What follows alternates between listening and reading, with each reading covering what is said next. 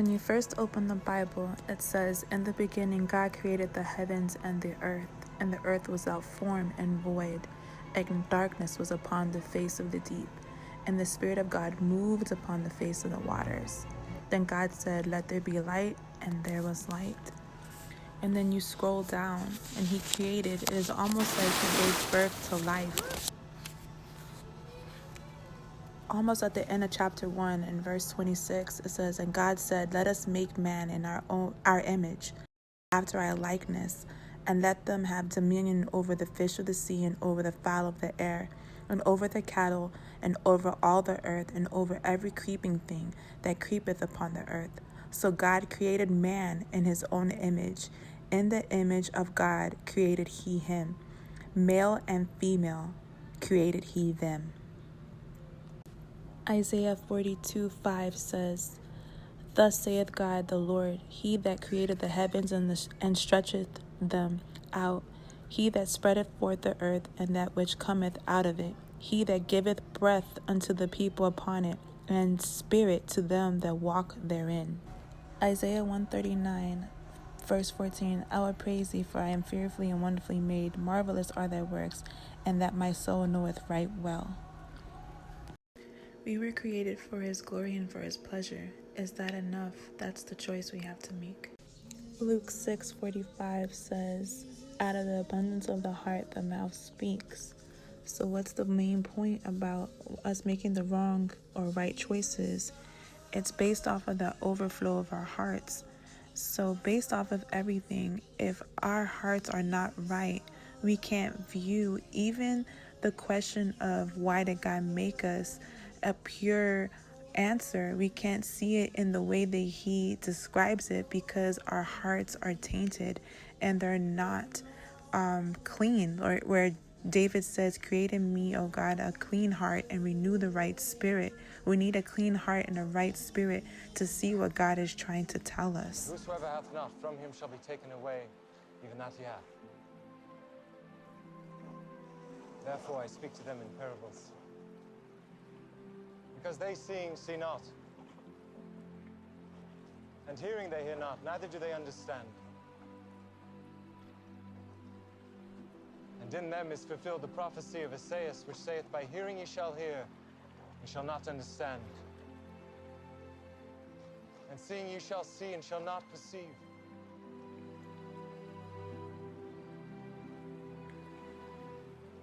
For this people's heart is waxed gross, and their ears are dull of hearing, and their eyes they have closed, lest at any time they should see with their eyes, and hear with their ears, and should understand with their hearts, and should be converted, and I should heal them.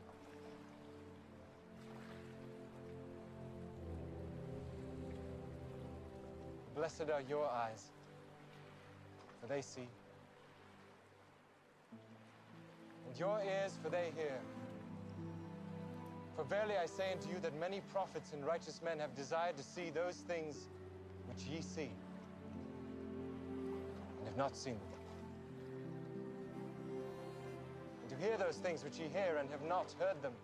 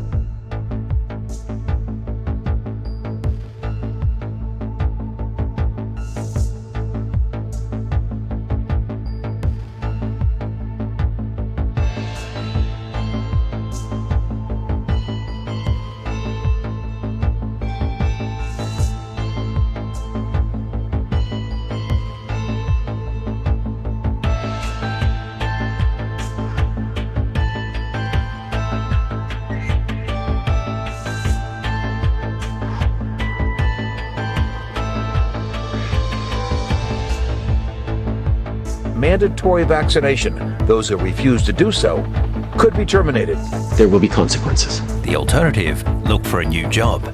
More Australian companies are weighing up no jab, no job policy. Paulo State in Brazil is making the coronavirus vaccine mandatory for its 46 million inhabitants. President Rodrigo Duterte has threatened to jail anyone who refuses to be vaccinated against COVID-19. In France, 250,000 people protested against tightening rules against the unvaccinated.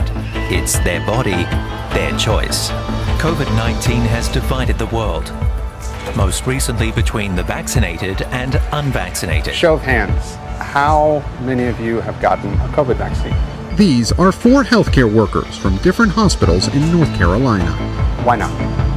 We don't know what the long-term side effects are. When you say that it hasn't been tested, it has been tested though. But not to if you look at the normal year span of how long something is tested, it's usually 12 to 14 years before it comes to humans. But what if the choice was taken out of their hands? Right now, the big question is, are you ready for his return? We're in the end times. Are you prepared?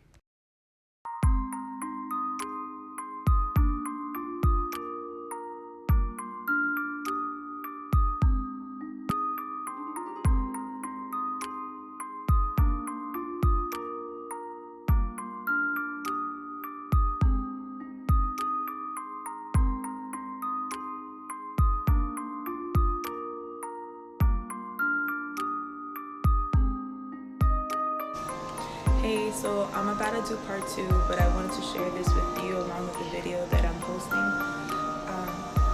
I was looking for a more detailed definition of what God's glory is. And what I come to realize is no matter where I went through dictionaries, Webster, dictionary.com, or even scholars, they could not fully explain his glory. And I realized that the only ones that could sort of explain it were the ones that experienced it, the ones that were able to go into his presence. So, and it got me thinking about when we were in his presence, when he created us and fashioned us, and so delicately, and he had plans. Jeremiah 29:11, I know the plans I have for you, for a hope and for a future. He didn't create us by accident. We were created. So from what I know and understand and what I experienced is he created us so he could share his love with us. And he tried to do that in the Garden of Eden. But when Satan came down, when Satan tempted Eve and told her, he talked her out of what God had told them, and his promise and everything. So, and he saw that repeatedly after the Garden of Eden, where his people were talked out of their promises, and they were basically talked out of their promises and given counterfeit. So that's why he came down. He came down in the flesh so that he could reclaim what he created, what he wanted to share, which was his love with us. And this is my thing, like, we were created for his joy, for his enjoyment, not the enjoyment and joy that that has a little bit of evil in it, a little bit of selfishness in it. God is pure. He's the purest of pure, and so his intentions are so pure. He cannot have any evil in him. So when he says that we were made for his joy, we were made for true joy. And the thing that we need to understand is the reason that he created us enough? Is it enough? Is his love for you enough? And the thing is, if there's something wrong, if there's a mistrust in the relationship that you have with God, then that's what's keeping you from fully experiencing his glory, his presence, his love, and his reasoning for creating us. No one can talk you out of anything unless you let them talk you out of it. I can tell you that No one can talk me out of who God says he is, because I experienced who he is. I told you guys my testimony before, and the only one that knew about what I wanted to do to myself was the Lord Jesus Christ, and he came for me. And I had to walk my faith through and realize that who he says he is and what he shows me, it's enough for me. Is it enough for you? That's the question that you need to ask. Is it enough for you? Is that answer enough? Because there's something broken in there that's keeping you from that experience. And I feel like if there's something broken in there, who better than to go to the God that created you? Talk to you soon. This now, before it all happens, so that when it does happen, you will believe. I cannot talk with you much longer, because the ruler of this world is coming. He has no power over me, but the world must know that I love the Father, and that is why I do everything as he commands me. Come, let us go from this place. I am the real vine, and my Father is the gardener. He breaks off every branch in me that does not bear fruit, and he prunes every branch that does bear fruit, so that it will be clean and bear more fruit. You have been made clean already by the teaching I have given you. Remain united to me, and I will remain united to you.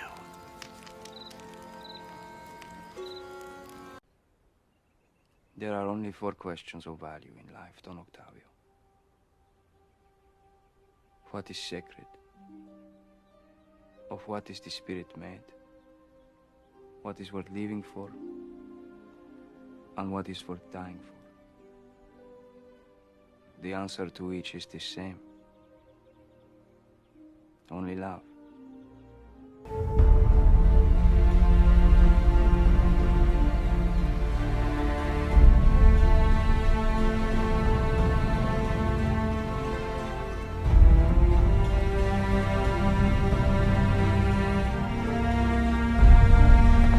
There is one to come, greater than me, who will baptize with fire. I am just a voice in the wilderness, preparing the way for the